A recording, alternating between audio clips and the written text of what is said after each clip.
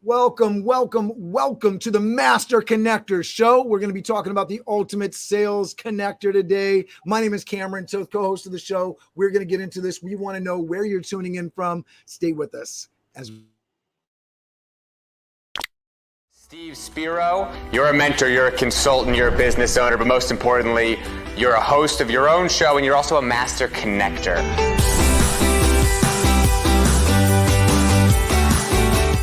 Spiro is one of my idols, and I love listening to everything that he does. He's such a dynamic individual. Some of the topics I really enjoy speaking on is how to really connect, whether it be in person or through social media. I love to lead with my weaknesses. I lead with, my vulnerabilities. It's fine because I'm okay with who I am.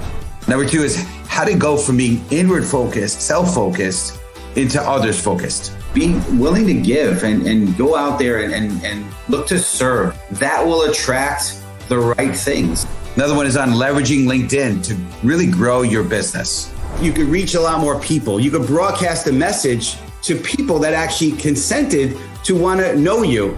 And then lastly, overcoming big obstacles. I love sharing. I was a shy, introverted kid, picked on, bullied, learning disabled, dyslexic, really in a dark place. I was really in a box, in a shell, and I've been able to break out of that box. And so I love being able to inspire people and really help them. So the Master Connector was born. The world is my networking event, right? I meet people all the time. My goal is to meet 3 strangers every single day. Steve is open to meeting you. You should set up a face-to-face with Steve. One little conversation can really change your life.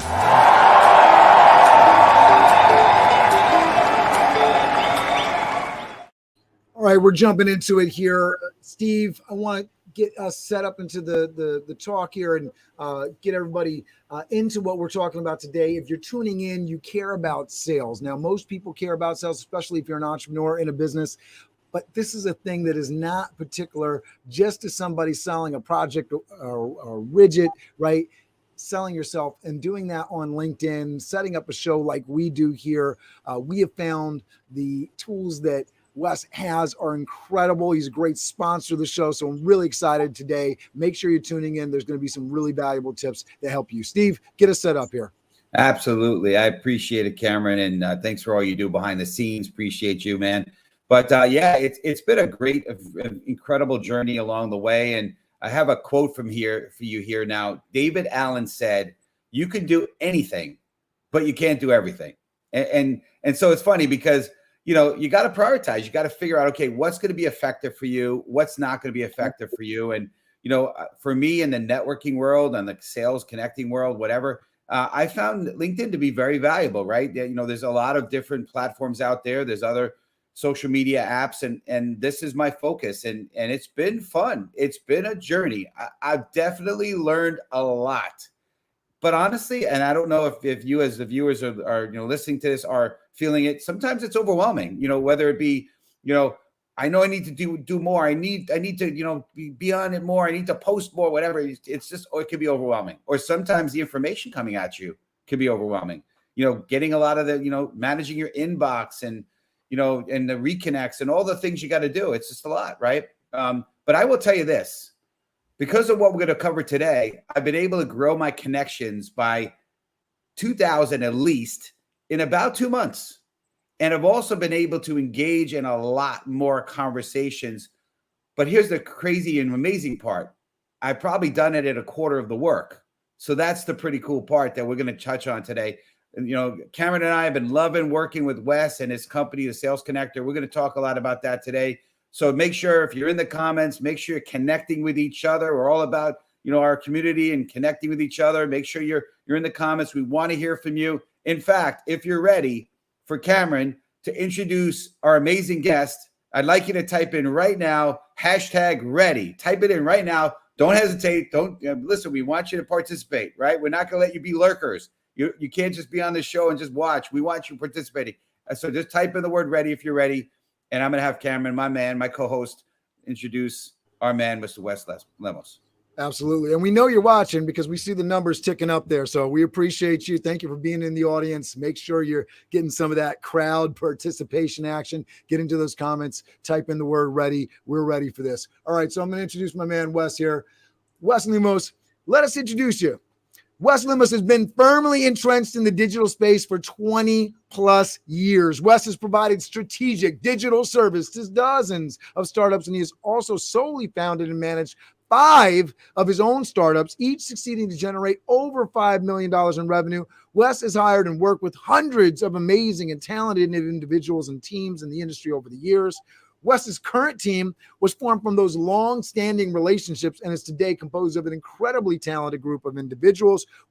Steve and I have had the pleasure of working with some of those individuals. We've really enjoyed their service and their expertise. Please welcome to the show the webtastic and wonderful Wes Lemos.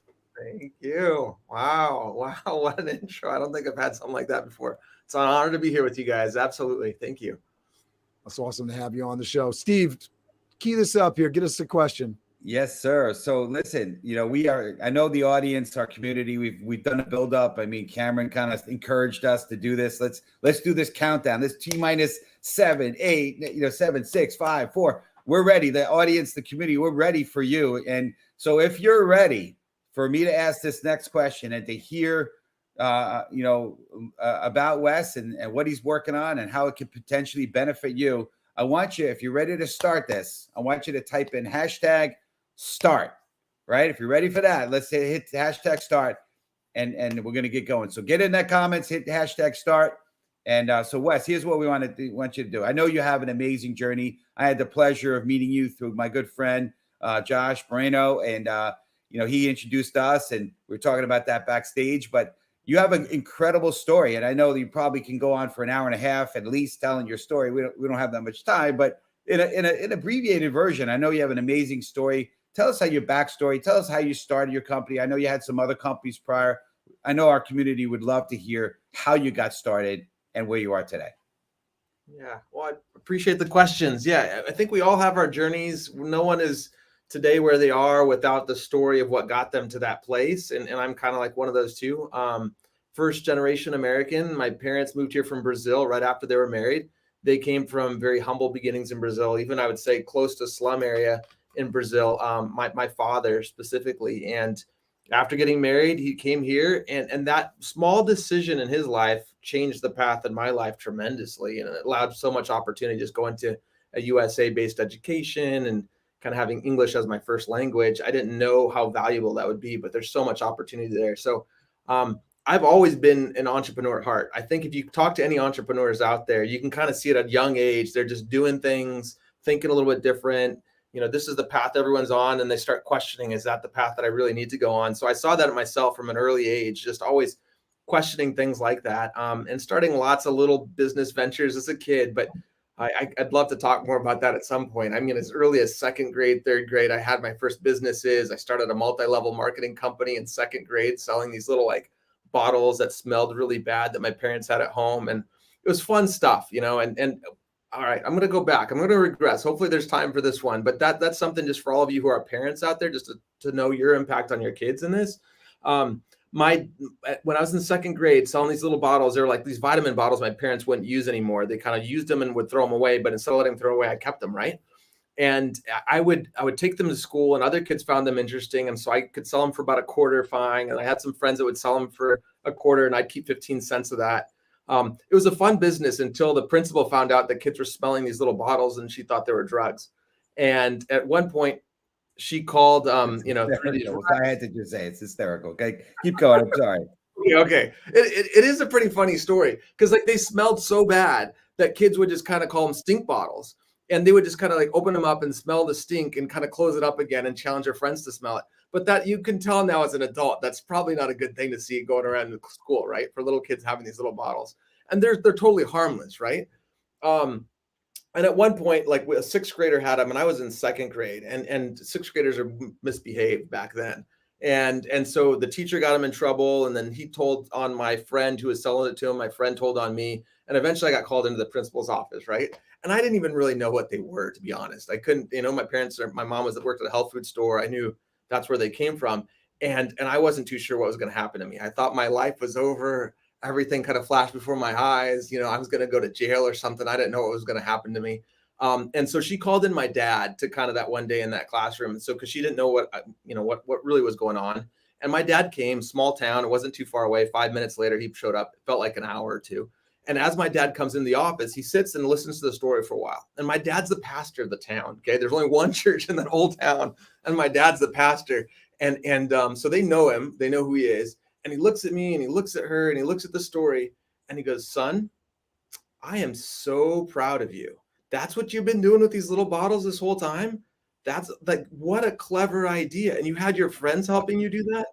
And That's awesome. Yeah. I mean, I could have gone one direction with that. I could have gone like, oh gosh, I won't try to do anything outside the box again. I'm going to stay on the straight and narrow. Don't worry. I won't do that. But in that moment, I felt like I was inspired to try to think different. The principal obviously didn't agree with my dad on that one. She didn't think I was the clever I kid. can imagine. But, in the scheme of things, like my dad just saying that, it just kind of gave me that confidence that I could just continue to try to pave my own path and just try to think of things and feel like, what's the worst case? They took away this business. I built an origami business the next year in school. I built a garbage pail kids kind of trading shop at school. I did things like that all the way through there. In college, I tried some other things. Most of my businesses were lemons, you got to admit, but you learn. That's one thing as an entrepreneur. I tell everyone out there, like, if you have an idea, the worst thing you can do is do nothing about it, right? Trying to pull something through to make something happen with that idea, it gives you all that you need to learn and grow. And you can't go wrong. Even if the business fails, the knowledge continues to propel you into your next venture. I remember, buying used cars in college. Yeah. We bought like 12 used cars at an auction in the Bay Area and tried to sell them in San Luis Obispo, California, where I was in college. And only probably 2 out of 12 cars we sold. The rest of the car ended up being trash. But still, you learn. I didn't have a computer. I didn't have much at all when I went to college. And that's when I built my first business that took off and did well. I started thinking, okay, I got $400 or $500 in my pocket. What am I going to do with that? I don't want to just kind of sit on it. I ended up taking those $400 or $500 and I started investing in penny stocks. I just felt like that's the best way I could get like the most money off of my little money that I had. And I decided to make a blog, which the word blog wasn't even used back then. And so we called it Stock of the Month. And it took a while, but people seemed to really like what I would write. And every month I'd write another pick and I would do something on that space. And we got a lot of publicity in that process. And probably before I was 20 years old, I might have had 200,000 people signed up for these different newsletters that we would have and these websites and subscribers to these kind of investing blogs that I would write about. And sure enough, it's once you have that many people following you, it's easy to make money. And one of our first deals, I ended up making, I think, a little over $1.5 million. And I still wasn't even 21 at the time. And that just kind of was a catalyst saying, okay, actually these ideas can work and you can turn these into bigger things. And went on to hire all my friends in college and had a big downtown office already before I graduated. And that was kind of the beginning. I haven't looked back since. I just got to jump in and say, listen, a big part of our show is about overcoming obstacles and perseverance and just kudos to you and just keep going and just keep trying to reinvent yourself. Right. And by the way, you said most of your businesses were lemons and your last name is Lemos. I'm guessing the N is gone and no more lemons, now Lemos. I don't know. There's a joke in there somewhere, somehow, you know what I mean?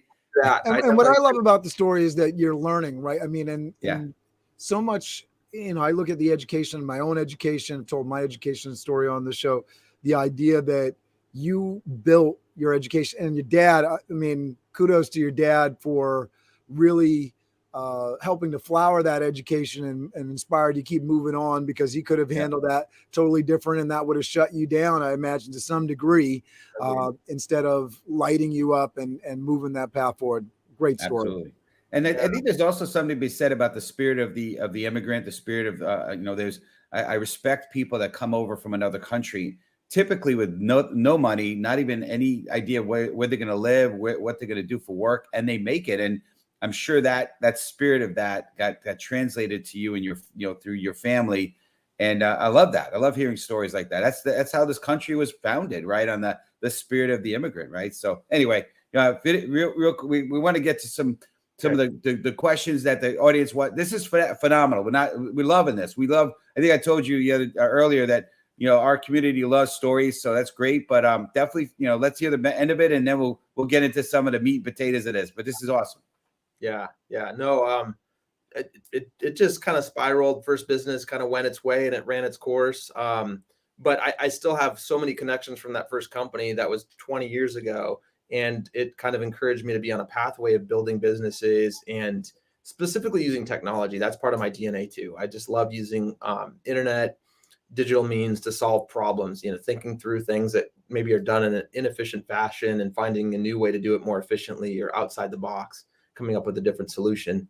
And that kind of led me to my journey to where I am today. And I really feel like the business that I have now with Sales Connector is such a beautiful example of taking multiple facets of strengths and putting it into one business model. And I don't know, like some other businesses I had in the past didn't have that, had one aspect of what I was good at, but maybe a lot of data analytics and that's all it was here. But in the Sales Connector business that I am today, it's allowing me to use a lot of my technology skills layered on with people skills and relationship skills and helping people out, which it feels good in my heart. It's just a nice combination of all these things that I'm passionate about into one business model, kind of in the same place right now. That's awesome. And Cameron and I could attest to that. You have an amazing team.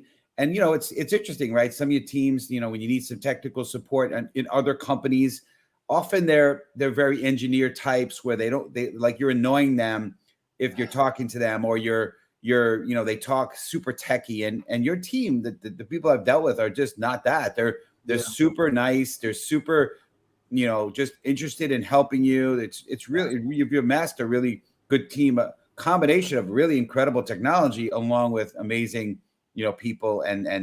So yeah, the persona that you're describing is definitely, you feel that when you work with your company, but it's just for sure. So I appreciate hearing you say that. Thank you. That is a core value of ours here. And like you said, it's spot on. I feel like there's a lot of technology companies that just think of themselves just as technology companies, and they forget that behind every computer screen there's a human, and that human has emotions, that human wants to be connected with and understood, that human wants to tell their story and have that just put through in the right way. And so there's so many technology solutions, but without that human element behind it, you're kind of missing the bigger heart of what's going on. And that's a focus of ours. When I started the business, actually, that wasn't as much my focus. I thought I'm going to build just a tech company.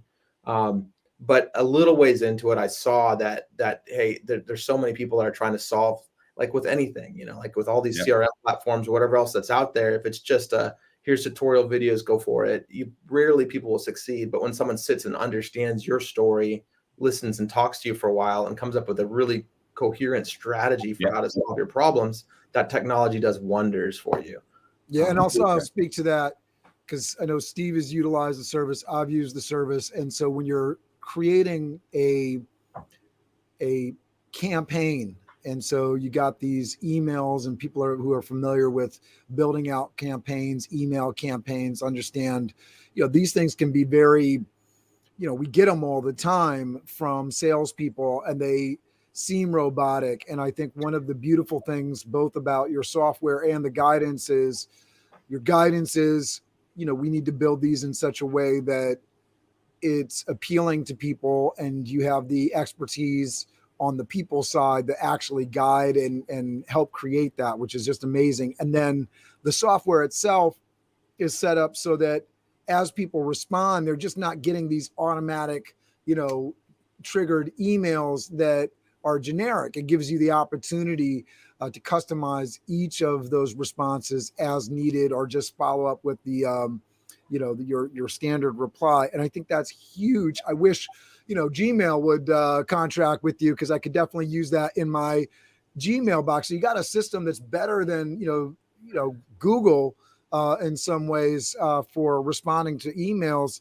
That's amazing. It's don't just, get Wes started. He'll probably start a division. You're already giving him an idea. I can see his wheels turning already. It speaks volumes, right? It speaks volumes to the expertise and the understanding of how to communicate and how to connect with people. It really builds on your ability to actually build those strong connections. You heard Steve talk about it before. I mean, he is a master connector. He connects with a lot of people. He has connected with a lot of people. This has pushed the volume up. It definitely did for me as well. 100%, for sure.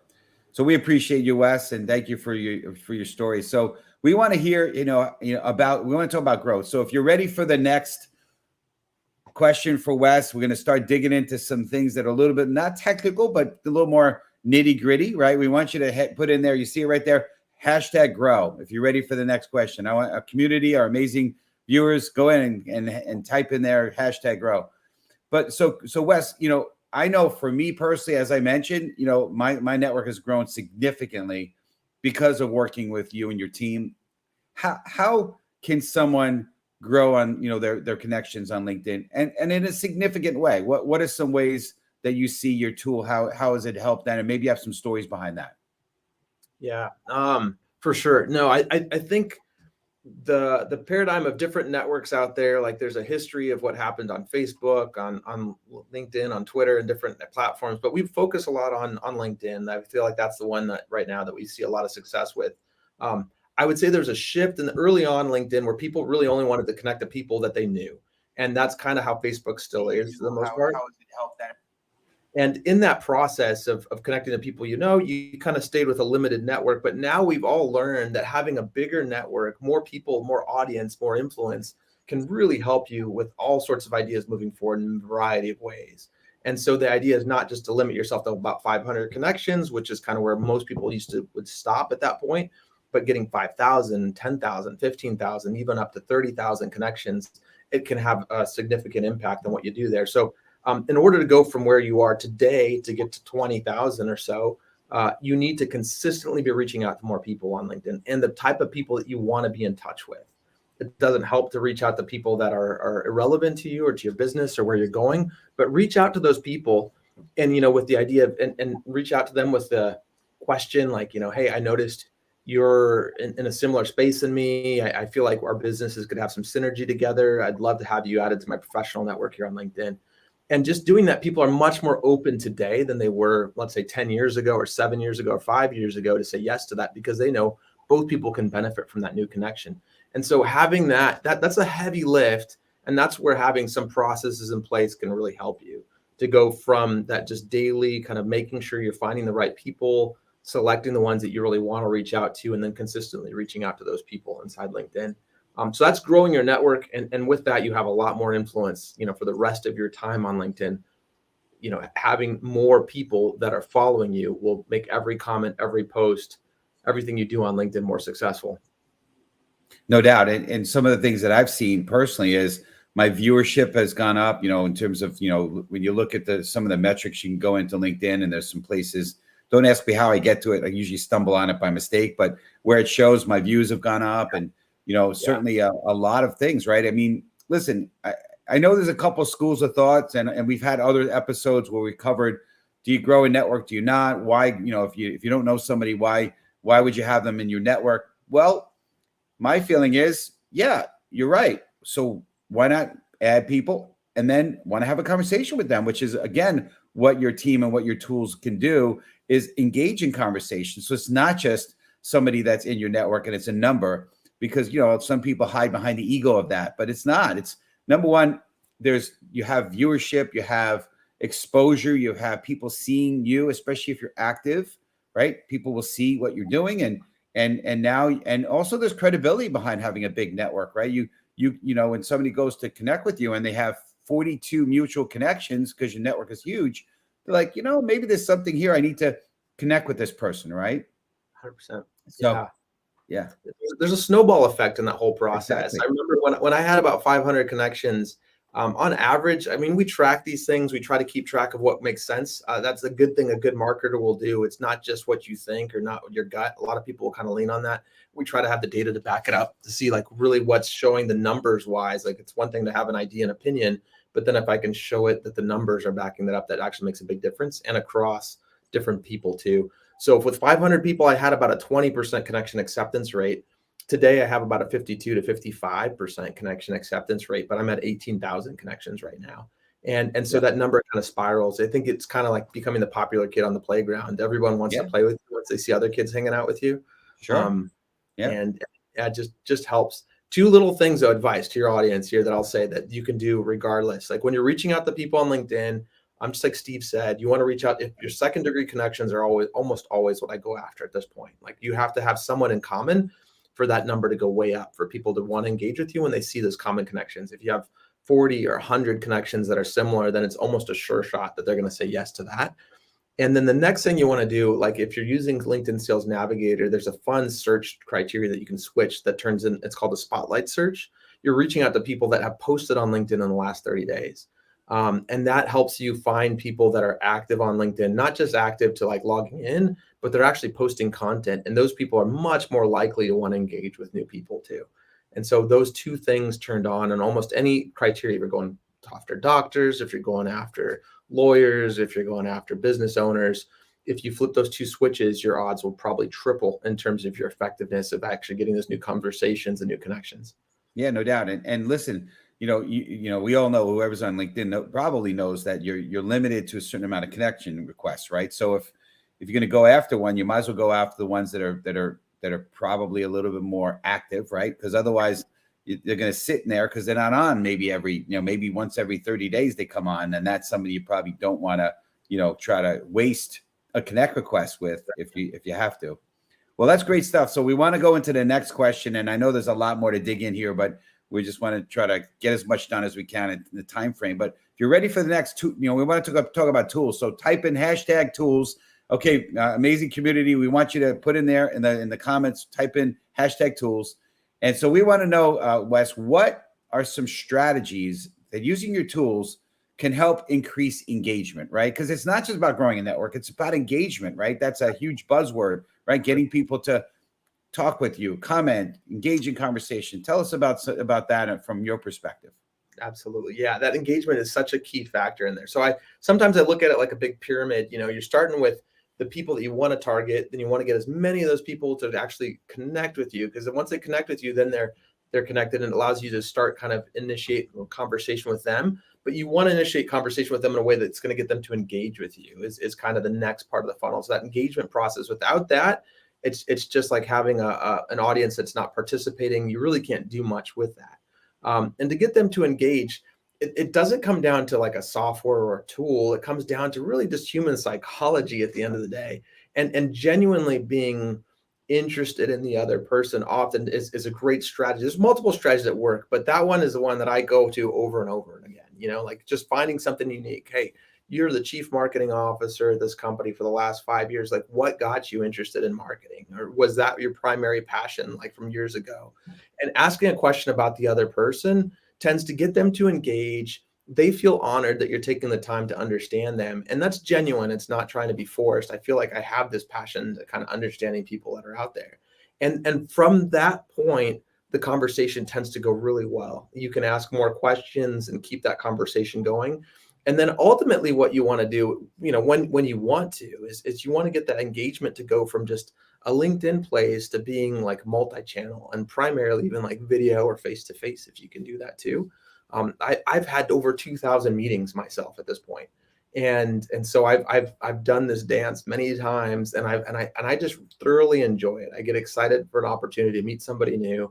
I know that with that attitude of just kind of saying, I'm going to just come in, show up, try to learn about you and just understand where your business is at, what you're doing personally, professionally. And then in that, find opportunities to add value. It's an amazing experience, and it opens many doors for lots of opportunities. Absolutely. You're obviously talking our language. Obviously, that's why we felt so good about having you and partnering up, having you one of our sponsors on the show, and you and your company, because the mentality, the philosophy is so on track with what we believe in as well. And you mentioned about psychology and kind of crafting messaging that is going to make people feel like they want to connect with you, make people feel good, make people not feel like they're being spammed, right? And I got to say, shout out to Shayna on your team, not to give any specifics, but she's been great. And I know you've had other team members too, but she's been great in terms of like helping you, not just on the technical side, but even on the language side of, okay, these are some things you may want to think about. And I love that. So again, it's not just a tech platform, but it's a human aspect. So it's great too. And so, yeah, everything you're speaking about, we've experienced 100%. So thank you for that. And kudos to you and your team. So I want to talk about, we kind of talked about engagement. So we're going to now type in the word #engage if you're ready for the next question. It's going to be kind of digging in there. And now, how can we, we talk about increasing engagement. Now, how can we get into more conversations? What do you feel like that the tools can do specifically to engage into more conversations? And because the one thing is engagement in terms of like you can have people go into your posts and making comments, but those conversations, those are crucial. So any other points? You covered a lot already, but any other points that you think we can dive in on that one as well? So type in engage, community. Are you ready for the next for Wes to answer this? So yeah, you're totally right. That engagement part of it is such an important factor for you to be able to kind of turn your LinkedIn and turn your social networks into getting ROI off of it, or getting the value out of it that you're looking for at the season that you're in your business. One thing that I like to do is every time I find somebody, I spend a little bit of time looking at their profile and just trying to understand like the key things that kind of make them successful in there, that make them stand out to me. If you can, as fast as you can, endorse their top skills. That's a nice thing to do. It's kind of like just an honorary thing, and they'll see that pop up in their feed too, which is a nice thing to do. And then you can even talk about that when you're making a comment. Hey, it looks like you've done a lot in entrepreneurship or in marketing services or whatever else is their top skills. Referring to that, they know that no one on LinkedIn, anyone who has a skill that's showcased is generally a skill that they're pretty good at. And getting that conversation. So the engagement there, so endorsing them, commenting on an article, looking at their profile, asking them a question. But one thing that's important too is everyone's busy. Like myself, if you were trying to reach out to me this week, there's pretty good odds I'm not going to get back to you. But if you kind of say like, well, Wes is somebody I really want to talk to, and you kind of put that either on a piece of paper saying he's an important person, or use a software that kind of helps you organize the people that you really want to talk to. And then it will remind you like a month from now or 2 months from now to circle back and ask another question and ask another question. And one thing that I'm surprised about is on LinkedIn specifically, and other places too, I'm sure. But if you reach out once or maybe twice, oftentimes you don't get a response. I mean, we don't want to be, there's a line that you have to be careful with. You don't want to be annoying. You don't want to be spammy, like you said. But if you sometimes knock on somebody's door 3 times, 4 times, like it's that 4th time that actually gets them to open the door. And often when they open the door, what I see probably 80, 90, 95% of the time, they open it with a good attitude. It's not that they open up with this annoyed attitude. They go, oh, thanks for reaching out. I just was swamped over the summer. Sorry, I didn't reach out to your other messages. What can I do for you today? And all of a sudden you did that. The persistence kind of paid off. And you should always be testing. If you're persistent and you're getting constantly people complaining, then don't do it. We don't want that. But if you're persistent, and what I've seen for myself, if the language is nice and my approach is different every time, usually by that 3rd, 4th attempt, I get them to crack that door open and engagement starts. And that's where the magic happens at that point. Once engagement starts with somebody, it's like in a store. Once they make eye contact and respond to one question, that salesman knows that he has like a really good shot at making something happen. But until you actually interact with them, there's not much he can do. And once I get that interaction with somebody, I enjoy it. It kind of becomes like game on. Like now you're giving me a little bit of your attention. Can I use that? Can I honor that? How do I engage with that in a way that I can add value to you and possibly see a new potential value that could be added to myself as well in the process? That's awesome. I wanted to just chime in here with the following up with people. If you don't believe this is something that's valuable, right, and having multiple requests into people, I really would ask you, if you're watching this program, have you read The Ultimate Sales Connector by Chet Holmes? And if you've read this book, which it's just an incredible book, I'm just jumping into it now, first couple chapters in, but he talks about going into companies and really just challenging the sales departments to go back past the first rejection.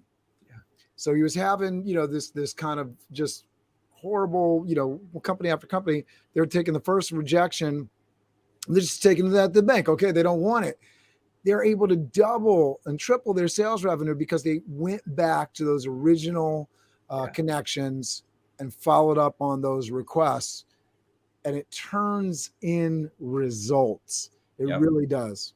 Yeah, I've definitely seen that myself. I've had people that have responded when I've sent a couple of, messages, and they said, you know what? Because every time I get on a call, one of the questions I ask is, hey, what was the impetus behind wanting to jump on a call with me? Was it something in my messaging, something in my profile, just pure networking, connecting? And often I hear back, well, actually, it was your follow through. It was your follow up. It was not, honestly, or some people will say, thank you for getting on the top of my inbox again, because that's the one challenge LinkedIn.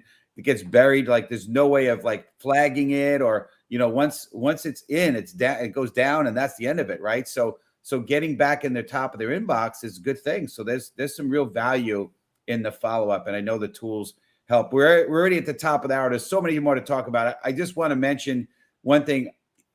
We talked about in the intro a little bit about doing a lot more in a lot less time. Definitely reach out to Wes, because there's a lot of efficiencies in what his tools and his team can help you do in a quarter, a third, or 16th of the time. You can do so much more. So, you'll have to reach out to him and find out more on that specifically. But I know we were talking earlier today, and I want you to maybe tease our viewers with some trends. So if you're ready for this, he's going to give you some trends, #trends, if you're ready for the next, and then do a little tease, and then tell to our viewers, our community, how they could reach you, how could best reach you. I know we have the masterconnector.show. There's a link for our affiliate program. I'm sure Cameron's going to post our affiliate program where you can actually click, and you're going to get a special if you want to go forward with this program. Wes is going to give you a special deal. We believe in it, and I don't know, Wes, if I'm supposed to say this or not. I know you offer like a 30-day no questions money back, right? Is that still accurate? Okay, which is amazing. Yeah. How many companies do that? Now, don't do it knowing that is what you do. Buy into it, but if you don't like it, that's how much he believes in the program. So tell us a little bit, some future trends, some things that are happening, and then how they could best reach you. And obviously, thank you, Cameron, for posting that. And we're getting to the top of the hour, so put in there #trends. And let's hear from you there, Wes, as we close things up. Yeah. It's fun.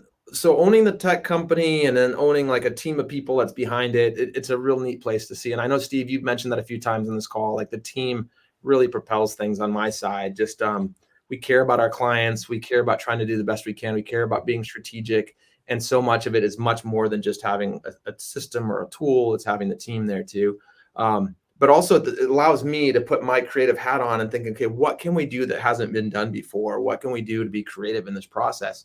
A buzzword that we've all heard about for a long time is like artificial intelligence, right? That's something we all kind of hear about. And I tend to be like kind of one of the most negative people about that. It's overused. It doesn't really exist. Come on. It's just smart programming. I've been programming forever. What's the difference? But I will say, like, as of not even that long ago, I'm starting to become more and more of a believer in that space. I'm just seeing that it just dives into deep data, and it understands trends, and it can come up with some kind of creative solutions based on multiple trends that maybe no one actually specifically thought of prior. What we're seeing in our side is just to help make suggestions of how to engage with somebody on LinkedIn. We're pulling up systems right now that'll go through, and it'll give you some suggestions.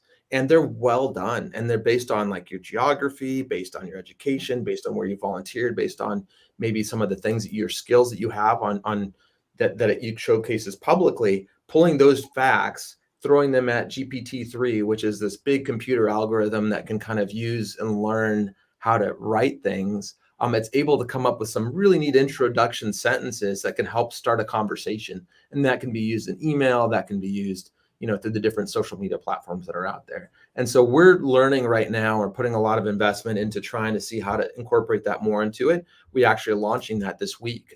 So that artificial intelligence can help guide you in a way to personalize some of these conversations and just get them started, and use that obviously with the human element behind it. Nothing gets sent out automatically like that, but it just kind of gives you some ideas of how to start those conversations.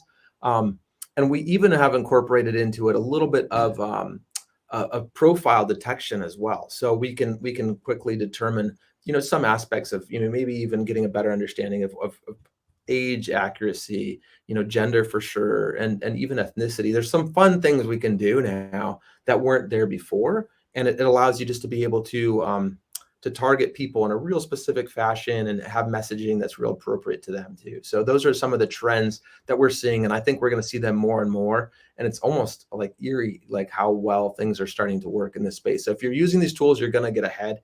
If you're not, it's definitely going to put you behind. It's like the business that has a phone and versus the business that felt that they didn't need it. Like the ones with phones are going to do better over time. I feel like this is kind of one of those big trends too. The people that are using personalization that's kind of smart to kind of help them speed up that process, to just kind of find little nuggets that they can use and to incorporate when they're talking to somebody. It just goes much faster than a human could do, and it's finding pieces of wisdom that probably we wouldn't be able to put together with our own brains at this point, and the speed that it does.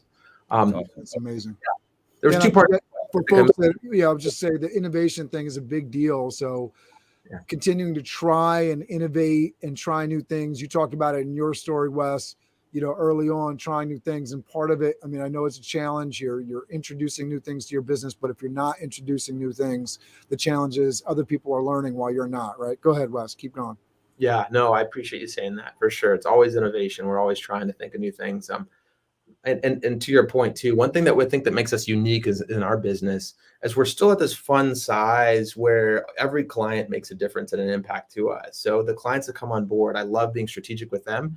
And if they come through and go like, Wes, I'd love to see this working in this way, in this fashion with this data and showing it this way. If it's exciting, if it makes sense, we can build it, and our build time is fast. And so we're pushing out kind of all these new ideas quick. And a lot of companies get stagnant. This is what they have, is what they have.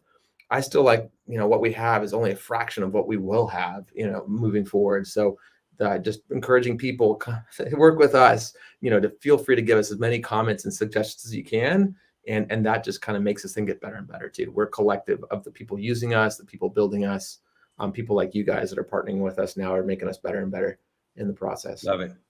Well, definitely reach out to Wes. It's he's incredible. I know the link is there. Wes, I'm sure they can find you on LinkedIn. Wes Lemos, right? Mm-hmm. Any other good way to reach you? Yeah, LinkedIn's great. Wes Lemos, that's me. My email would be Wes Lemos at all the big platforms out there too. So now you know my email. And I would encourage people to use that link that's in there, the Sales Connector / Master Connector. We have a special deal with you guys right now that actually going through that link, you'll get a discount on top of our prices already. And so that would be a neat way for you guys to come in through the program to see it like yourself. And just like Steve said, we do offer a money back. Like our goal is not to take money from people that we're not able to help.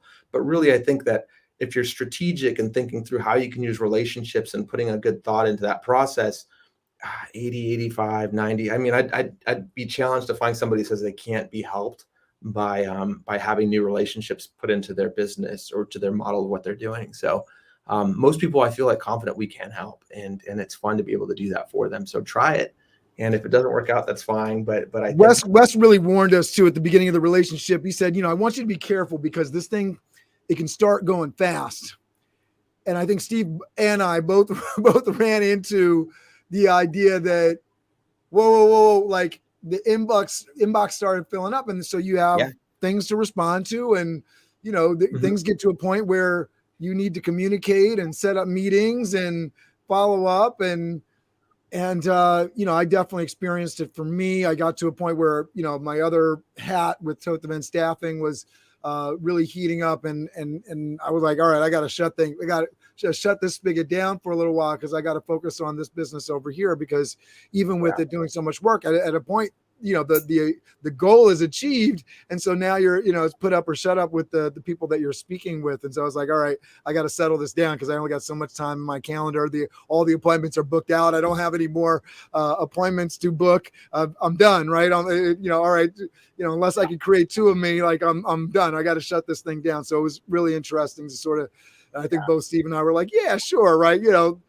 We'll be busy, right? And I think we both ran into that issue. So really better than the opposite, right? Where you're waiting for the phone to ring, and and you're just waiting like crickets. But it's been great. So, well, we got to shut things down. Wes, thank you again. We're gonna close our show with a countdown, and then we're gonna yell out "Crush it," and our community is gonna type in the comments "Crush it" with us. But listen, thank you, Wes, and listen, community. if you leverage what Wes has been using, it's great, and what he offers, awesome. Either way, some great tips and great nuggets that we shared. Ultimately, it's about us making a difference, being a way to touch people.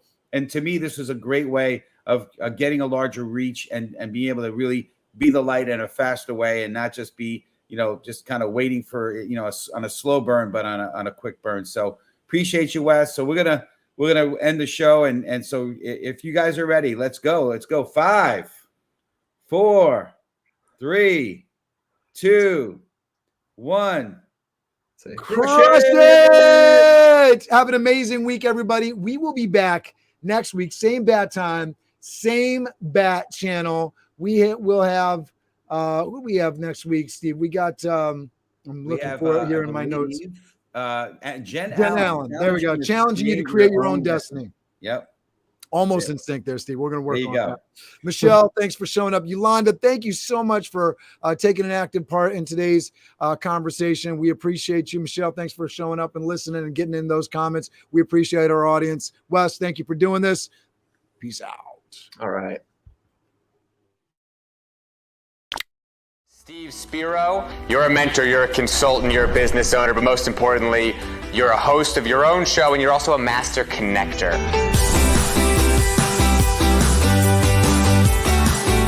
Steve Spiro is one of my idols, and I love listening to everything that he does. He's such a dynamic individual. Some of the topics I really enjoy speaking on is how to really connect, whether it be in person or through social media. I love to lead with my weaknesses. I lead with, my vulnerabilities. It's fine because I'm okay with who I am. Number 2 is how to go from being inward focused, self-focused, into others focused. Being willing to give and go out there and look to serve. That will attract the right things. Another one is on leveraging LinkedIn to really grow your business. You can reach a lot more people. You can broadcast a message to people that actually consented to want to know you.